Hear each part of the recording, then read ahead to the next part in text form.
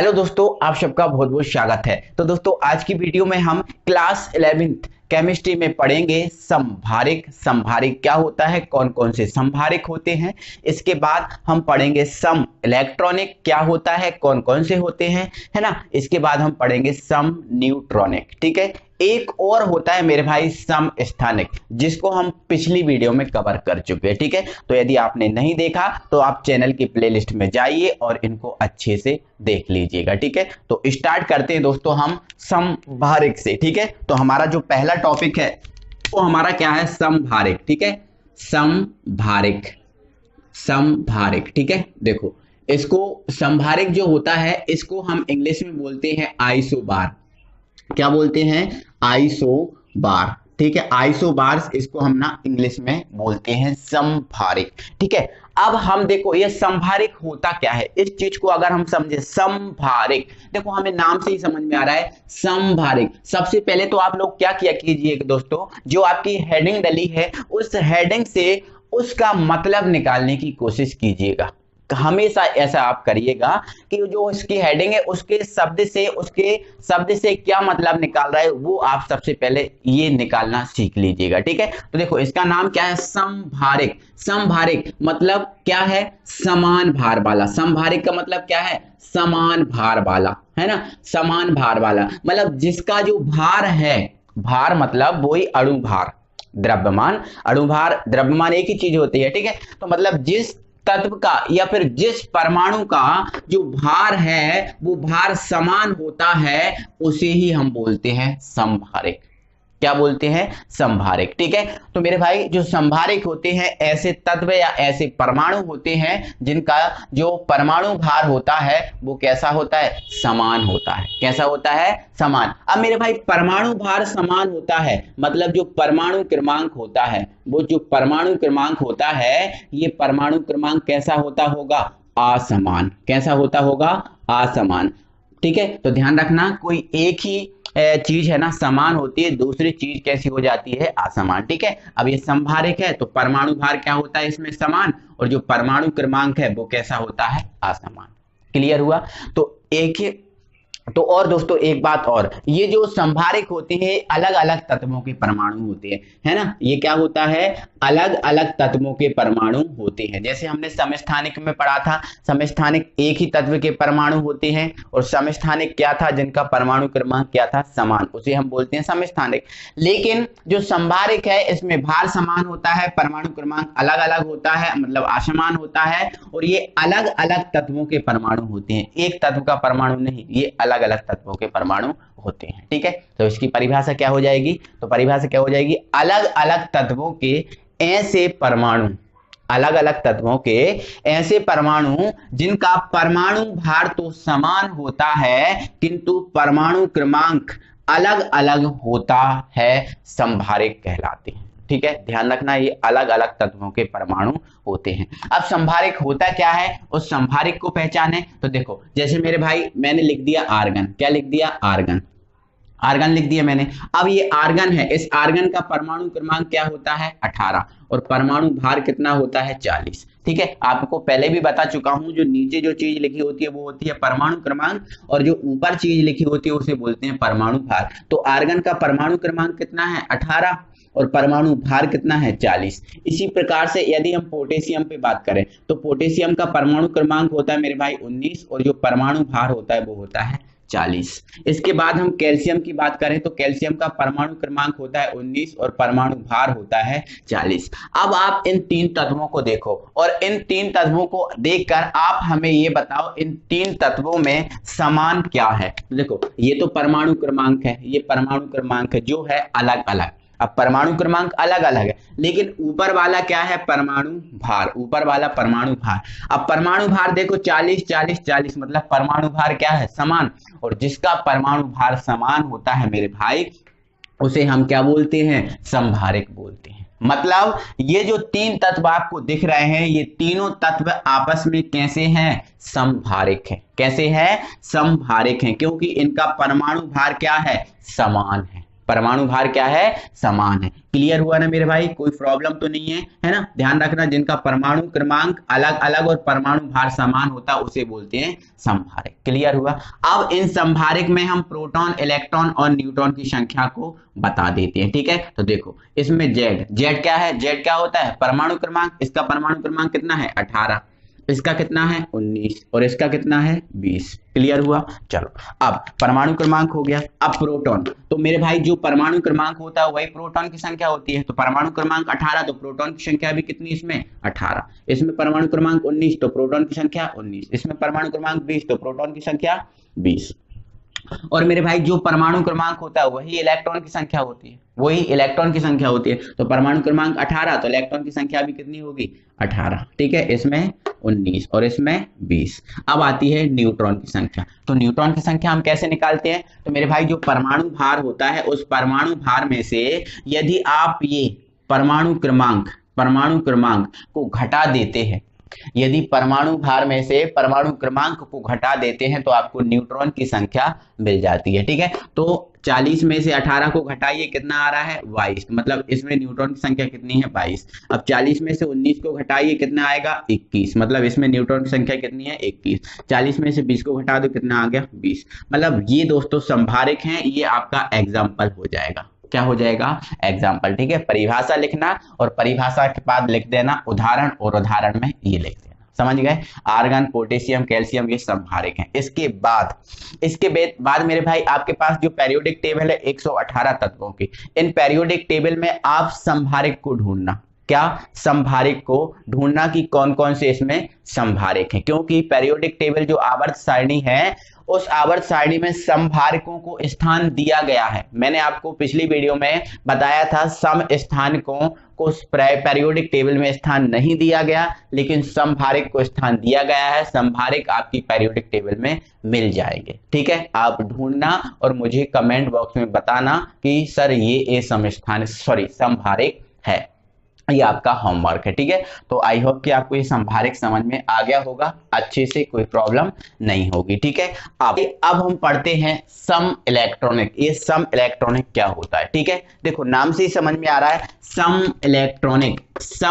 Electronic मतलब जो electron है, इन इलेक्ट्रॉनों की संख्या जिन तत्वों में, जिन परमाणुओं में समान होगी वही आपका कहलाएगा सम इलेक्ट्रॉनिक। समझ रहे हो ना, क्या बोला मैंने, ऐसे तत्व जिनमें इलेक्ट्रॉनों की संख्या समान होती है सम इलेक्ट्रॉनिक कहलाते हैं। क्लियर हुआ, कोई प्रॉब्लम नहीं है। अब इलेक्ट्रॉनों की समान संख्या कौन कौन से तत्व में है हमें वो पहचानना। ठीक है, देखो समझौता। अब देखो मेरे भाई मैंने लिख दिया यहाँ पर Ca2+, लिख दिया हमने Ca2+, कोई दिक्कत। अब 2+ का मतलब क्या है कि मतलब ये है कि जो Ca है इस Ca के पास जितने इलेक्ट्रॉन थे उन इलेक्ट्रॉनों में इनने 2 इलेक्ट्रॉन का दान कर दिया, क्योंकि प्लस का मतलब क्या होता है दान करना और माइनस का मतलब क्या होता है ग्रहण करना। अगर किसी पे प्लस लगा है मतलब उसने इलेक्ट्रॉन दान किए, किसी पे माइनस लगा है मतलब उसने इलेक्ट्रॉन ग्रहण किए। अब इसने कितने इलेक्ट्रॉन दान कर दिए 2, इसलिए इस पर क्या लगा है 2+। ठीक है, अब यहां पर हमने लिख दिया K+, क्या लिख दिया K+। का मतलब क्या है, मतलब जो पोटेशियम है इस पोटेशियम ने 1 इलेक्ट्रॉन दान किया, क्योंकि एक ही प्लस लगा है ना, मतलब 1 इलेक्ट्रॉन इसने दान किया। ठीक है, चलो इसके बाद मेरे भाई हमने लिख दिया है आपका Cl1-। इसका मतलब क्या है, इसका मतलब मेरे भाई इतना है कि जो Cl है वो उसने 1 इलेक्ट्रॉन ग्रहण कर लिया। प्लस का मतलब दान करना और माइनस का मतलब ग्रहण करना, इसने 1 इलेक्ट्रॉन ग्रहण कर लिया। ठीक है, समझे ना। अब हमें ये पहचानना है कि ये सम इलेक्ट्रॉनिक है या नहीं, ये पहचानना। ठीक है, देखो कैल्शियम, जो कैल्शियम है इस कैल्शियम का परमाणु क्रमांक कितना होता है 20, इस पोटेशियम का परमाणु क्रमांक कितना होता है 19 और इस क्लोरीन का परमाणु क्रमांक कितना होता है 17। ये चीज आपको पता है, कोई प्रॉब्लम नहीं है, ठीक है। अब ध्यान रखना हम इसमें इलेक्ट्रॉनों की संख्या निकाल रहे हैं। अब यदि इसमें इलेक्ट्रॉनों की संख्या जो है वो समान आती है मतलब ये आपके क्या कहलाएंगे, सम स्थानिक कहलाएंगे, सम इलेक्ट्रॉनिक कहलाएंगे। ठीक है, अब इसके पास प्रारंभ में कितने इलेक्ट्रॉन थे? 20। ध्यान रखना ये जो आपका है वो परमाणु क्रमांक है। क्या है? परमाणु क्रमांक। और परमाणु क्रमांक होता है वही प्रोटॉन की संख्या होती है, वही इलेक्ट्रॉन की संख्या होती है। और ये जो चीज आपको बताई गई है ये प्रारंभ वाली चीज है। प्रारंभ में इसका परमाणु क्रमांक 20 है, मतलब प्रारंभ में इसके पास कितने इलेक्ट्रॉन है? 20 इलेक्ट्रॉन हैं। लेकिन मेरे भाई इस पर लगा है 2+, मतलब इस 20 इलेक्ट्रॉनों में से इसने 2 इलेक्ट्रॉन का दान किया, क्योंकि प्लस लगा है, प्लस का मतलब दान करना। तो 20 में से 2 इलेक्ट्रॉन जब दान कर दिए तो इसके पास मेरे भाई जो इलेक्ट्रॉन बचे हैं वो कितने बचे हैं? 18। कितने बचे हैं? 18। समझ में आपको आया? ये प्रारंभ में जो चीज है वो दिखाई गई है, और ये दान किए हैं, +2+ लगा है, मतलब 20 में से इसने 2 कर दिए दान, तो बचे 18। ठीक है, चलो इधर देखो। अब पोटेशियम, यहाँ पर परमाणु क्रमांक इसका लिखा है 20, मतलब प्रोटॉन की संख्या 20 और इलेक्ट्रॉन की संख्या भी 20, लेकिन इस पर लगा हुआ है 1+, मतलब इसके पास 19 इलेक्ट्रॉन तो हैं, लेकिन 1 इलेक्ट्रॉन इसने क्या कर दिया? दान कर दिया। जब 1 इलेक्ट्रॉन दान कर दिया तो 19 में से बचे कितने? 18। कितने बचे? 18। समझ में आया? ठीक है, अब इधर देखो। Cl का परमाणु क्रमांक 17 है, मतलब इलेक्ट्रॉन की संख्या 17 है, प्रोटॉन की संख्या कितनी है? 17। क्लियर? अब इस पर लगा हुआ है 1- का मतलब इसने 1 इलेक्ट्रॉन ग्रहण किया, क्योंकि माइनस का मतलब होता है इलेक्ट्रॉन को ग्रहण करना।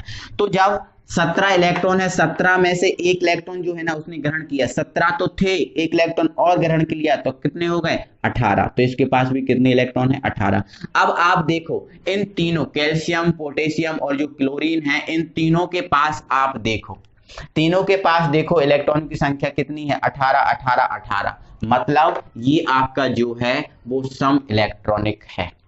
क्या है? सम इलेक्ट्रॉनिक, मतलब इलेक्ट्रॉन की संख्या समान। ये मेरे भाई इसका जो है ना आपको एग्जाम्पल बता रहा हूं, ये एग्जाम्पल है और ये एग्जाम्पल नंबर 1 है। ठीक है, आपको एग्जाम्पल नंबर 2 बता रहा हूं। ठीक है, सुनो। जैसे मैंने मेरे भाई लिख दिया सोडियम Na, और Na लिख दिया मैंने प्लस। ठीक है, इसके बाद मैंने लिख दिया मेरे भाई ऑक्सीजन, जो लिख दिया आपने 2-, ऑक्सीजन 2-, और मैंने मेरे भाई लिख दिया एल्यूमिनियम, जिस पर लिख दिया मैंने 3+। क्या लिख दिया? 3+। अब हमें ये पहचानना है कि ये मेरे भाई सम इलेक्ट्रॉनिक हैं या नहीं, ये आपको पहचानना है। तो मेरे भाई आप हमें ये बताओ कि जो आपका सोडियम है, इस सोडियम का परमाणु क्रमांक कितना होता है? 11 होता है। कितना होता है मेरे भाई? 11 होता है। आपको पता है ना, कोई प्रॉब्लम नहीं है। कितना होता है? 11। और जो ऑक्सीजन है, इस ऑक्सीजन का परमाणु क्रमांक होता है 8, और एल्यूमिनियम का परमाणु क्रमांक होता है 13। आपको पता है प्रारंभ में इसका परमाणु क्रमांक 13 है, मतलब इलेक्ट्रॉन की संख्या इसके पास कितनी है? 13। लेकिन इस पर लगा है 1+, लगा है, मतलब इस सोडियम ने 1 इलेक्ट्रॉन को दान कर दिया। प्रारंभ में इलेक्ट्रॉन इसके पास 11 है, लेकिन 1 इलेक्ट्रॉन को दान कर दिया, तो इसके पास जो अब इलेक्ट्रॉन की संख्या बची है वो इलेक्ट्रॉन की संख्या बची है 10। इसका परमाणु क्रमांक 8, मतलब प्रारंभ में कितने इलेक्ट्रॉन है? 8, लेकिन 2- लगा है, मतलब इसने 2 इलेक्ट्रॉन को क्या किया? ग्रहण कर लिया। तो जब 8 हैं, 2 को ग्रहण कर लिया, तो कितने हो गए? 10 हो गए। समझ गए? अब एल्यूमिनियम का परमाणु क्रमांक कितना है? 13, लेकिन इस पर लगा है 3+, मतलब इसने 3 इलेक्ट्रॉन का क्या कर दिया? दान। तो 10, 13 है, 3 दान कर दिए, तो कितना बचा? 10। मतलब ये भी आपस में क्या है? सम इलेक्ट्रॉनिक, मतलब जिसमें इलेक्ट्रॉनों की संख्या समान, वो सम इलेक्ट्रॉनिक। आप और भी सारे एग्जाम्पल ढूंढना और आप करना है ना, जितना आप करोगे उतना ज्यादा ये बेटर टॉपिक होगा। ठीक है, तो ये सम इलेक्ट्रॉनिक हुआ। अब हम पढ़ते हैं सम की बात करें तो नाम से ही समझ में आ रहा मेरे भाई, सम न्यूट्रॉनिक। मतलब जिनमें न्यूट्रॉनों की संख्या समान होती है उन्हें हम क्या बोलते हैं? सम न्यूट्रॉनिक। ठीक है, तो इसकी परिभाषा क्या हो जाएगी? ऐसे तत्व जिनमें न्यूट्रॉनों की संख्या समान होती है सम न्यूट्रॉनिक कहलाते हैं। अब बात है ये न्यूट्रॉनों की संख्या को निकालते कैसे हैं, तो मेरे भाई आपको बता देते हैं। जो न्यूट्रॉन की संख्या है उसको हम कैसे निकालते हैं? यदि परमाणु भार को किससे व्यक्त करते हैं? Z से। अब यदि परमाणु भार में से प्रोटॉन की संख्या को घटा दिया जाए, किसकी संख्या को घटा दिया जाए? प्रोटॉन की संख्या को घटा दिया जाए, तो आपको जो प्राप्त संख्या होती है वो आपकी न्यूट्रॉन की संख्या होती है। क्लियर है? चलो, अब ये सम न्यूट्रॉनिक होते कौन कौन से हैं उसको हम दिखा देते हैं। ठीक है, चलो मेरे भाई आपको पता है कार्बन के समस्थानिक कितने हैं? मैंने पिछले वीडियो में आपको समस्थानिक समझाया था, आपने नहीं देखा तो आप जाकर उसको देख लीजिए, उससे कई सारे डाउट आपके ना क्लियर हो जाएंगे। ठीक है, कार्बन के 3 समस्थानिक थे। एक आपका था C6 12, एक था आपका C6 13, एक आपका था C6 14। ये कार्बन के समस्थानिक थे। इसी प्रकार मेरे भाई ऑक्सीजन के समस्थानिक भी थे, O है ना, O8 16, आपका O8 17 और आपका O8 है ना 18। ये कार्बन के समस्थानिक थे। हाइड्रोजन के भी समस्थानिक थे 3, है ना, और जिसमें सबसे जो अधिक समस्थानिक होते हैं वो किसके होते हैं? पोलोनियम। किसके होते हैं? पोलोनियम, जिसके कितने होते हैं? 27। आपको पिछली वीडियो में ये चीज सब समझा दी थी, ठीक है। अब हम निकाल रहे हैं सम न्यूट्रॉनिक। सम न्यूट्रॉनिक क्या होता है? जिसमें न्यूट्रॉन की संख्या समान होती है, सम न्यूट्रॉनिक कहलाते हैं। और इसको हम कैसे निकालते हैं? परमाणु भार में से यदि प्रोटॉन की संख्या को घटा दिया जाए तो आपको न्यूट्रॉन की संख्या मिल जाती है। क्लियर हुआ? कोई दिक्कत नहीं है। हम सब न्यूट्रॉनिक निकाल रहे हैं, ठीक है। तो मेरे भाई हमने यहाँ पर 3 तत्व लिखे हैं। कितने तत्व लिखे हैं? 3। एक लिखा हमने C6 और ये लिख दिया हमने 14।